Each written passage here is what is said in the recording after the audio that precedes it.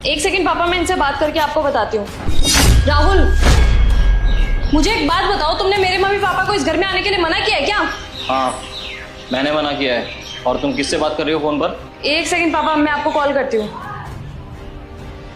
क्यों राहुल, तुमने क्यों मना किया मेरे मम्मी पापा को यहाँ पे आने के लिए? अरे बहकी बहकी बात कर रहे थे बुढ़ा बुढ़िया, इसलिए मना किया है मैंने। अच्छा, और क्या बहकी बहकी बातें कर रहे थे? अरे कह रहे थे कि दामाद जी मुझे आपके साथ रहना है, बेटी बहू ने घर से बाहर निकाल दिया है, तो बस अब आप ही संभालोगे हमें। पहले तो मुझे कुछ समझ में नहीं आया कि मेरे को ऐसा क्यों बोल रहे हैं, फिर धीरे धीरे मेरे सब समझ में आ गया।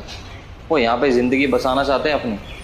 अरे चाय पानी पीने आना चाहते तो ठीक है भाई, आ जाओ, एक दो दिन के लिए आना, आ जाओ।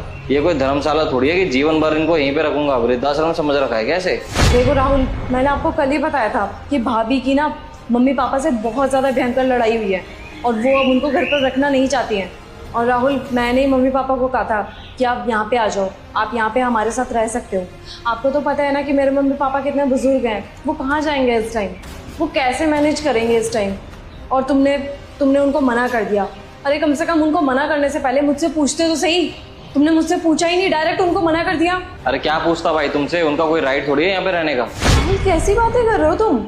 माँ बाप है वो मेरे, जन्म दिया उन्होंने मुझे, और इस घर पे मेरा अधिकार नहीं है क्या? क्या मैं उनको यहाँ पे रहने के लिए बुला भी नहीं सकती? तो कैसी बात कर रही हो भाई, तुम तो बहुत बड़ी पलटू हो। पहले तो तुमने ही मना करा था ना, इस घर में कोई भी बुजुर्ग नहीं रहेगा। तुमने मेरी मम्मी को भी तो मना किया था ना यहाँ पे रहने के लिए। देखो राहुल, मैंने ये नहीं कहा था कि मैं किसी भी बुजुर्ग के साथ नहीं रह सकती। मैंने तो सिर्फ इतना कहा था ना कि मैं तुम्हारी माँ के साथ यहाँ पे नहीं रह सकती हूँ। और मेरे माँ बाप के साथ तो मैं बचपन से रही हूँ ना, मैं उनके साथ बहुत कंफर्टेबल हूँ। तो ये कैसा दोगलापन है भाई? तुम अपनी मम्मी पापा के साथ यहाँ पे रह सकती हो, और मेरी माँ, वो भी तो बुजुर्ग है ना, तो उनके साथ ही रह लेती। और वैसे भी मेरी मम्मी तो बेचारी अकेली है, तुम्हारे माँ बाप तो दोनों साथ में ही रहते हैं। राहुल, तो मैं कंफर्टेबल तो अपने मम्मी पापा के साथ हूँ ना। अब भाभी ने उनको इस टाइम घर से बाहर निकाल दिया है, तो वो कहाँ जाएंगे? उनका एक लौता बेटा तो उनका साथ दे नहीं रहा, तो ये बेटी तो उनका साथ देगी ना। देखो राहुल, बचपन से ना मेरे मम्मी पापा ने मेरी हर ख्वाहिश पूरी की है, मेरी सारी जिम्मेदारी निभाई है।